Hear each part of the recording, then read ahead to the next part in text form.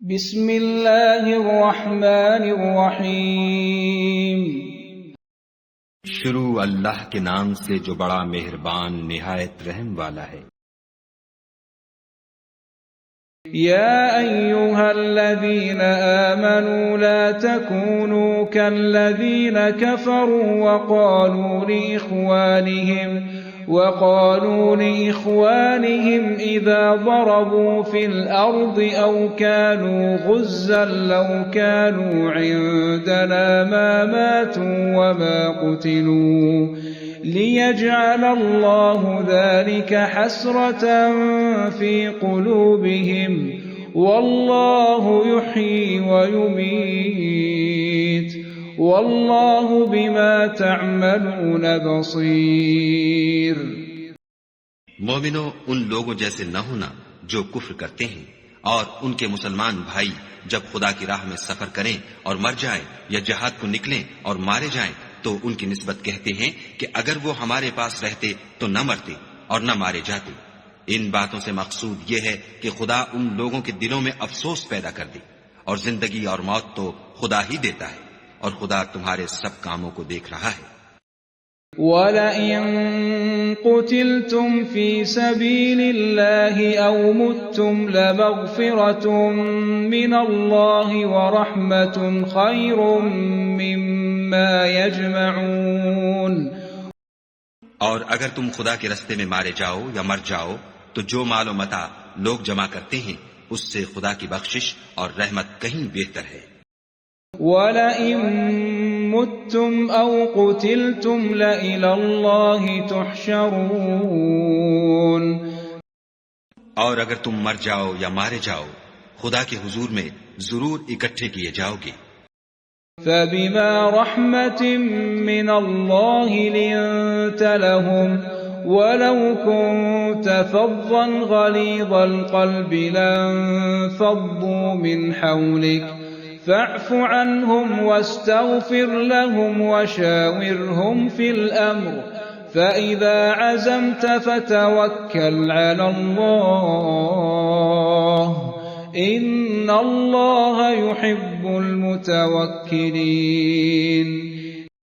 اے محمد صلی اللہ علیہ وآلہ وسلم، خدا کی مہربانی سے تمہاری افتاد مزاج ان لوگوں کے لیے نرم واقع ہوئی ہے، اور اگر تم بدخو اور سخت دل ہوتے تو یہ تمہارے پاس سے بھاگ کھڑے ہوتے، تو ان کو معاف کر دو اور ان کے لیے خدا سے مغفرت مانگو، اور اپنے کاموں میں ان سے مشورت لیا کرو، اور جب کسی کام کا عزم مصمم کر لو تو خدا پر بھروسہ رکھو، بے شک خدا بھروسہ رکھنے والوں کو دوست رکھتا ہے۔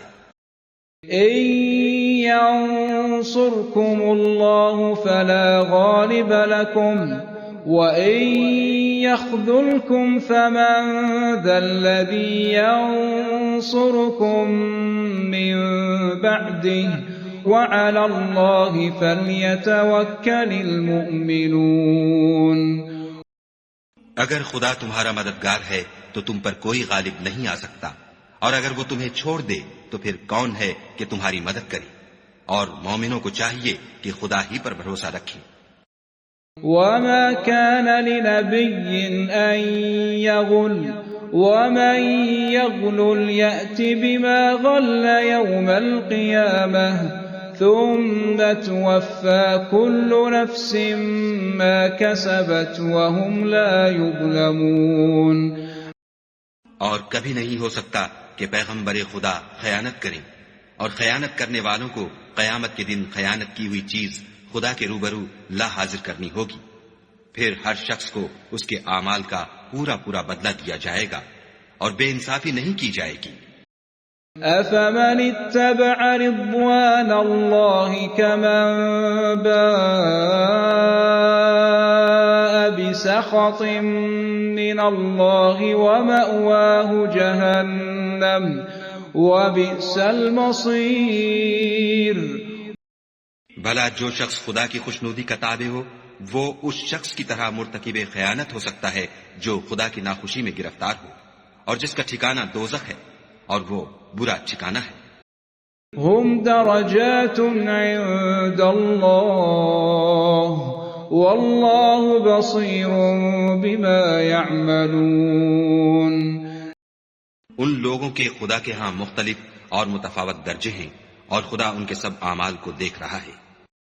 لقد من الله على المؤمنين إذ بعث فيهم رسولا من أنفسهم يتلو عليهم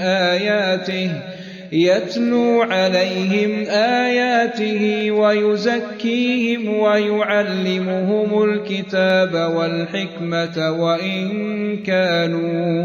وإن كانوا من قبل لفی ضلال مبین۔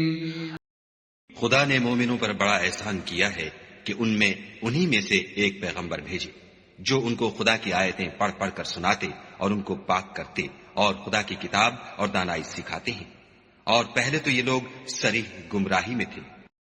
أَوَلَمَّا أَصَابَتْكُم مُّصِيبَةٌ قَدْ أَصَبْتُم مِّثْلَيْهَا قُلْتُمْ أَنَّىٰ هَٰذَا قُلْ هُوَ مِنْ عِندِ أَنفُسِكُمْ إِنَّ اللَّهَ عَلَىٰ كُلِّ شَيْءٍ قَدِيرٌ۔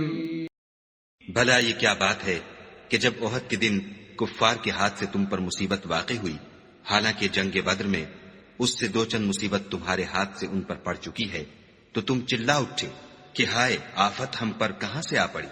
کہہ دو کہ یہ تمہاری ہی شامت اعمال ہے کہ تم نے پیغمبر کے حکم کے خلاف کیا، بے شک خدا ہر چیز پر قادر ہے۔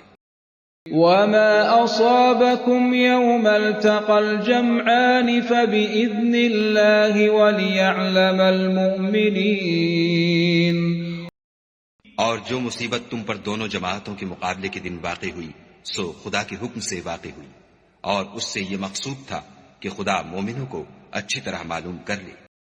وَلِيَعْلَمَ الَّذِينَ نَافَقُوا وَقِيلَ لَهُمْ تَعَالَوْا قَاتِلُوا فِي سَبِيلِ اللَّهِ أَوِ ادْفَعُوا قَالُوا لَوْ نَعْلَمُ قِتَالًا لَاتَّبَعْنَاكُمْ هُمْ لِلْكُفْرِ يَوْمَئِذٍ أَقْرَبُ مِنْهُمْ لِلْإِيمَانِ يَقُولُونَ بِأَفْوَاهِهِمْ مَا لَيْسَ فِي قُلُوبِهِمْ وَاللَّهُ أَعْلَمُ بِمَا يَكْتُمُونَ۔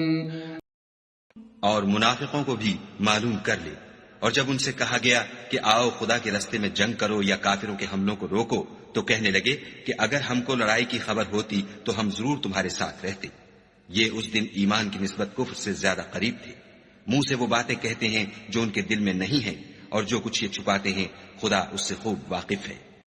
الذين قالوا لإخوانهم وقعدوا لو أطاعونا ما قتلوا قل فادرءوا عن أنفسكم الموت إن كنتم صادقين۔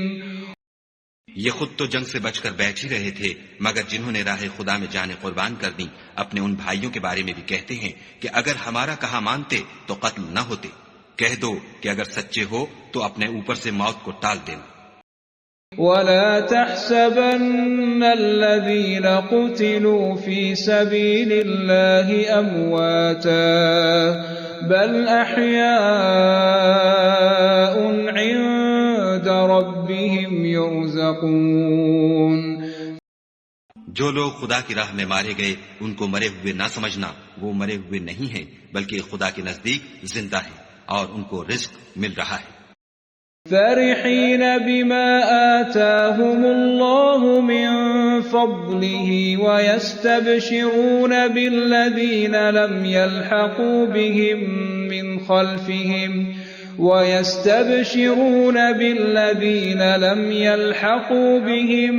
مِّنْ خَلْفِهِمْ أَلَّا خَوْفٌ عَلَيْهِمْ وَلَا هُمْ يَحْزَنُونَ۔ جو کچھ خدا نے ان کو اپنے فضل سے بخش رکھا ہے اس میں خوش ہیں، اور جو لوگ ان کے پیچھے رہ گئے اور شہید ہو کر ان میں شامل نہیں ہو سکے ان کی نسبت خوشیاں منا رہے ہیں کہ قیامت کے دن ان کو بھی نہ کچھ خوف ہوگا اور نہ وہ غمناک ہوں گے۔ يَسْتَبْشِرُونَ بِنِعْمَةٍ مِّنَ اللَّهِ وَفَضْلٍ وَأَنَّ اللَّهَ لَا يُضِيعُ أَجْرَ الْمُؤْمِنِينَ۔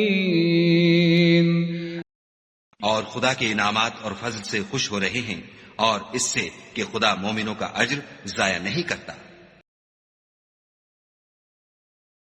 ایک مسلمان کے لیے یہ بہت ضروری ہے کہ وہ صرف قرآن کی تلاوت ہی نہ کرے، بلکہ یہ بھی سمجھے کہ قرآن پاک کیا پیغام دیتا ہے۔ اگر آپ اس بابرکت سفر کا حصہ بننا چاہتے ہیں تو چینل کو سبسکرائب کیجئے اور اس پیغام کو دوسروں تک پہنچانے میں ہمارا ساتھ دیجئے۔ قرآن پاک کی مکمل تلاوت بما ترجمہ سننے کے لیے ہماری مکمل پلے لسٹ موجود ہے، جس کا لنک اوپر دیا گیا ہے۔ آپ وہاں سے شروع سے آخر تک آسانی سے سن سکتے ہیں۔ اگلا رکوع اگلی ویڈیو میں پیش کیا جائے گا۔